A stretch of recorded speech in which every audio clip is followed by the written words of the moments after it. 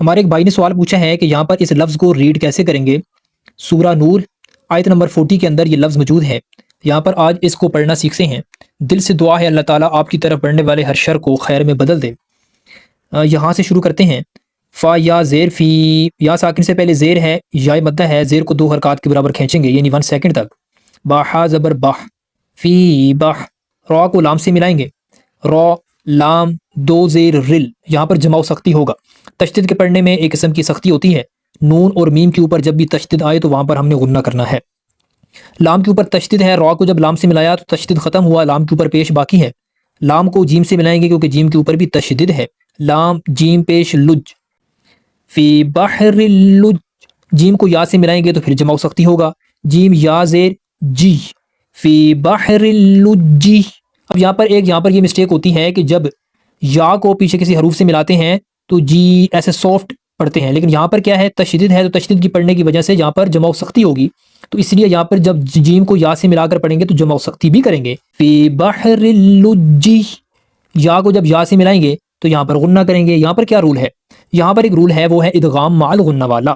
سمجھ لیجئے کہ ادغام مع الغنہ یعنی غنہ کے ساتھ ملا کر کب پڑھا جاتا ہے. یہ رول کب اپلائی ہوتا ہے ادغام والا؟ جب تنوین اور نون ساکن کے بعد، تنوین کہتے ہیں 2 زبر 2 زیر 2 پیش کو، سب کو پتہ ہے، اور نون ساکن وہ نون ہے جس کے اوپر جزم ہو. تو یہاں پر ہم اس کو یہ ایسے نہیں پڑھنا، کھینچ کر نہیں پڑھنا. اس کو یہاں پر یعنی غنہ کرنا ہے، ناک میں تھوڑی دیر آواز کو روکنا ہے.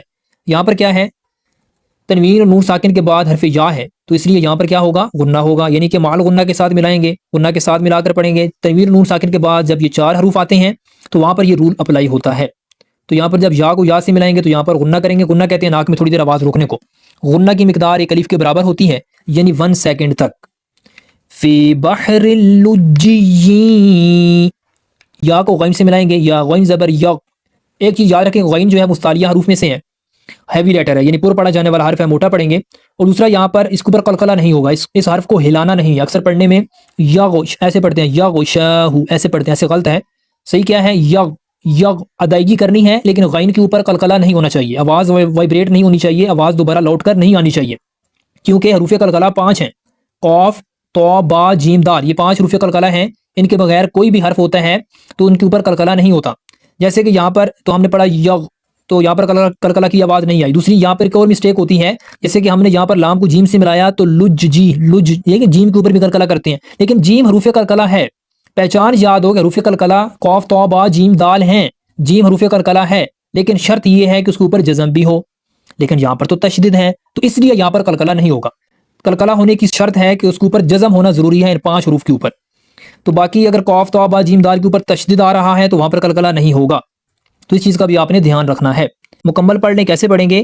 فی بحر اللجی یغشاہ موج من فوقہ موج من فوقہ سحاب.